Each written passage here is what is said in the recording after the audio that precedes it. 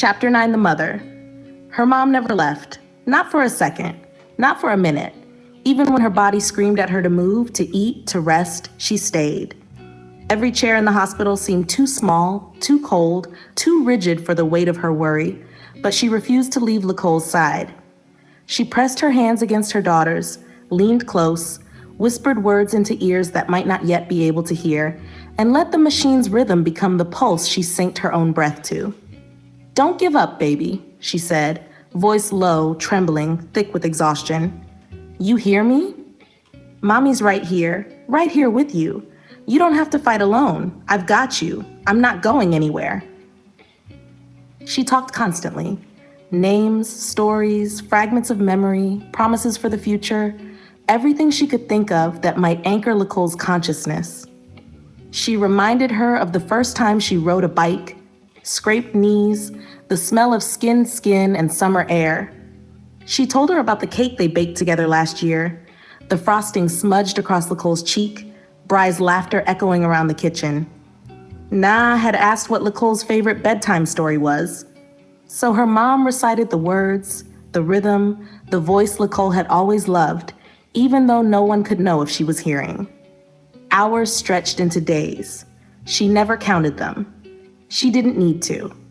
She knew the exact moment she arrived, the exact second the machines began their orchestration, the exact hour the doctors told her that the lead was poisoning Licole's body, that her brain was swelling, that they would have to sedate and paralyze her.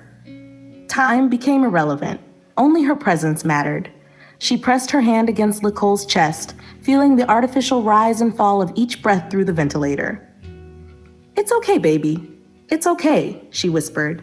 "Mommy's here. Mommy loves you. Fight. Just a little longer. Don't give up." The nurses came and went. The doctors came and went.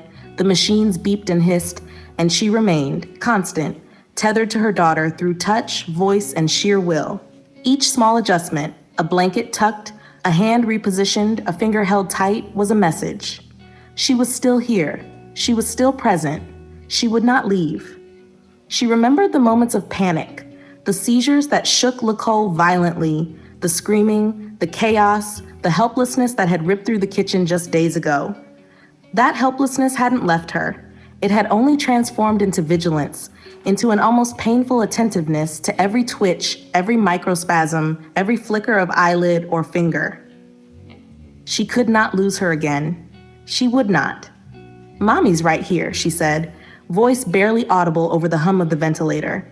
"You're not alone. I'm right here. Stay with me. Please, stay with me." She leaned closer, her forehead resting against Licole's arm, heart aching in her chest.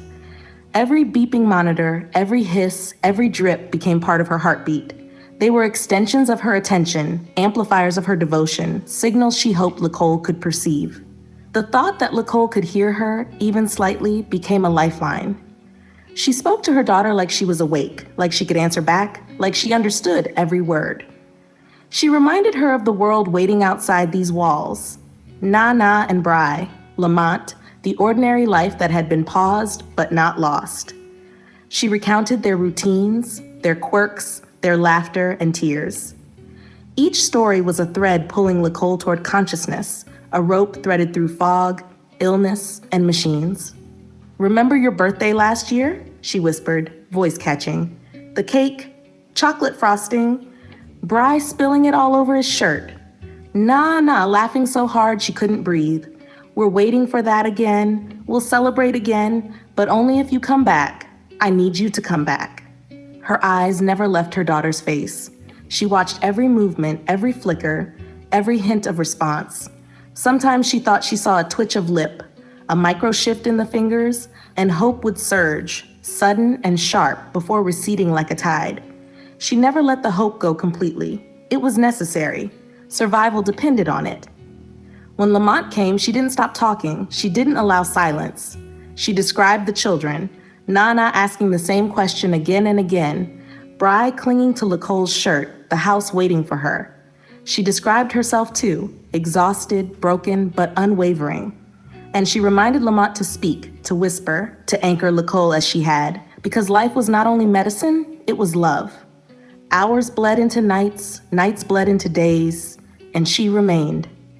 Her voice became the constant thread weaving through the chaos of machines, monitors, and medical staff. She told her daughter everything: stories, prayers, hopes, fears. She reminded her that she was loved, needed, awaited. She reminded her that no one would leave, no one would give up. And somehow, somewhere, Licole could hear it. Even when her hands grew tired, even when her throat went raw from hours of speaking, even when the tears wouldn't stop, she stayed. The hospital chair was unforgiving, but she made it temporary. Her presence was permanent.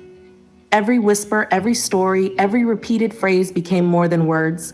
They became lifelines threaded through the haze, tethering Licole to the world, to her family, to reality itself. Keep fighting, baby. Don't give up. Mommy loves you. Please, come back. Her voice trembled, a soft chant carried into the machines, into the sterile room, into the unconscious mind of her daughter, and she waited. Not impatiently, not angrily, not with expectation, but with unwavering love. An anchor no poison, no paralysis, no machine could sever. Because Licole was listening. Somewhere, deep beneath sedation and illness, beneath the machines and the paralysis, her mother's voice was a tether.